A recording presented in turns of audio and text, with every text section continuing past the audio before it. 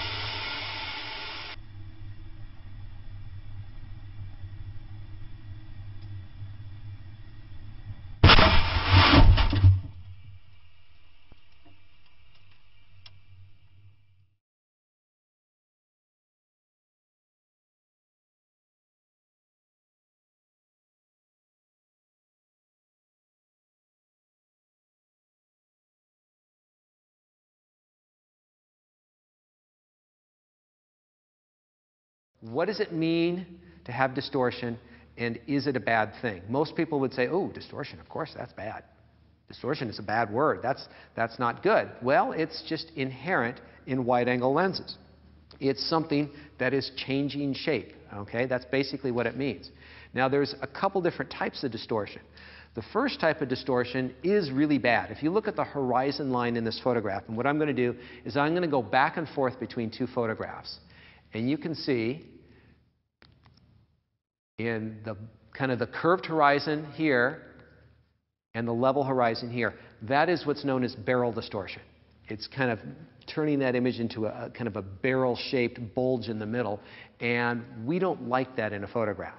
That is correctable in software, and most all wide-angle lenses have this effect to it. They try to minimize it as much as possible, but it's still there, but it's very correctable. Okay. But there's a different type of effect when using the wide-angle lenses. And so we're going to look at a series of photos from 35 to 17 millimeters. The lens is going to stay in the same place. And as we move back to our wider angle lens, as I mentioned before out on the road, the foreground starts playing a big prominent role in these wide-angle lenses. And so the effect of foreshortening is an exaggerating of the size of the foreground. So the foreground seems bigger than the background because it's close to the camera and we're using a wide-angle lens. If you compare the height of the walls close to us versus the height of the walls at the end of the room, it's much larger than it is at the end of the room. If we were to look at the panels in the ceiling, the edges that are closer to us are bigger than the edges that are further away from us. It's exaggerating the size of everything close to the camera. And this is something that we can use to our benefit or not, depending on how we shoot our photos. So to help show what this distortion does on different types of objects, we're going to do it with a really simple shot. Okay, just the soccer ball in here. Now, is the soccer ball round? In real life, yes, it is. Okay, and does it look round here? Absolutely does. We're using a 100 millimeter lens in this case. If we move the soccer ball off to the side, is it round? It still is round because telephoto lenses do not have much in the way of distortion. It's not distorting the shape of this object. The 50mm lens is technically a telephoto lens by a very small degree, and if we move it off to the side, we're not likely to see any distortion at all because it's not really into that wide-angle realm yet.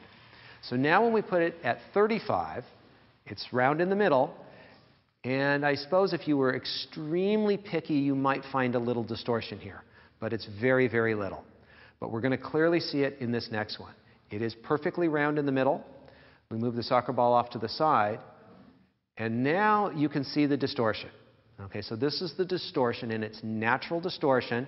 It's not anything that is wrong with this particular lens, because you're going to get this with any brand of lens. It's that stretching effect that we get with wide-angle lenses. So what happens when we go all the way down to 16mm? The ball is perfectly round in the middle, and so if we want to relate this to real-life experiences, this is why I don't mind photographing people with a 16 when they're in the middle of the frame. They are not going to be distorted. You do have to be careful, and you can use it in some cases where it's off to the side, but look at what happens to that soccer ball when we move it off to the side with a wide-angle lens. That's a very distorted look to it. All right, just to make this even more clear, I wanted to shoot it in video so that you could see it in another manner.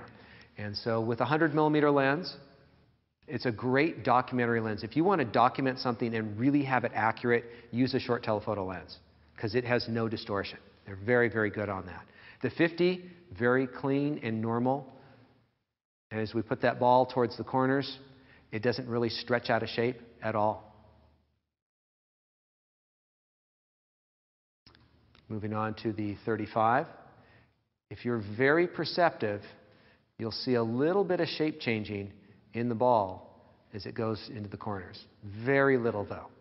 And so that's why photojournalists like a 35mm lens. It's wide angle, but it's very true to the scene. It doesn't distort the scene in any way, or at least extremely small. Now, we do have a step of 28 in between that we were switching, but now you should clearly be able to see that ball starting to slightly change shape as we go wide angle. And as I say, that's not a problem with this lens, but it's an effect of the lens that you just need to be aware of. And when we go all the way down to 16, that's when you have to be really careful with round objects, because as they get off to the side, they start becoming very ovalish.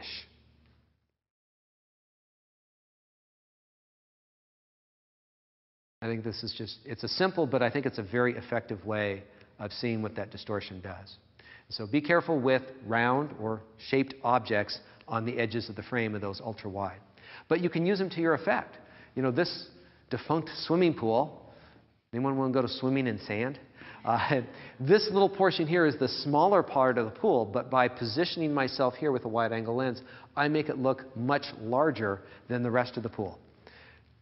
I am making these railroad ties look much larger than this railroad car because of my positioning and how close I am and how much I've had them fill the frame in the foreground. And so if you have multiple subjects and you're trying to draw attention to one of them, one of the techniques is using a wide-angle lens and getting really close up to that subject.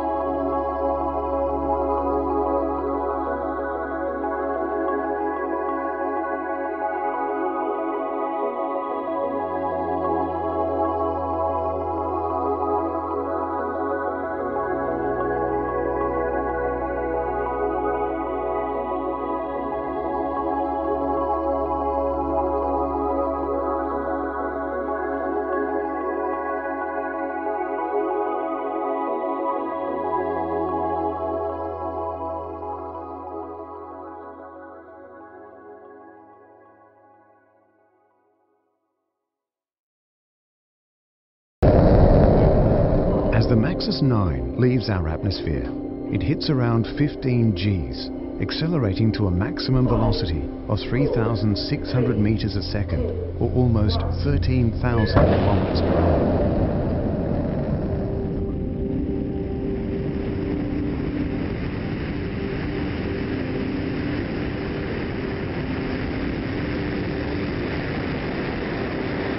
When Maxus 9 reaches the edge of the atmosphere, the motor's job is done, and the payload separates.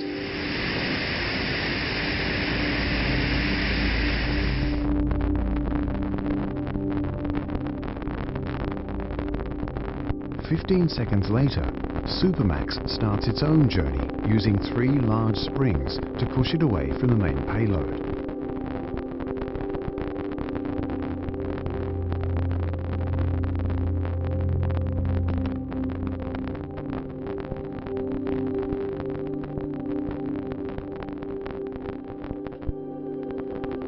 As we enter the 12-minute microgravity phase of the flight, the experiments can now begin.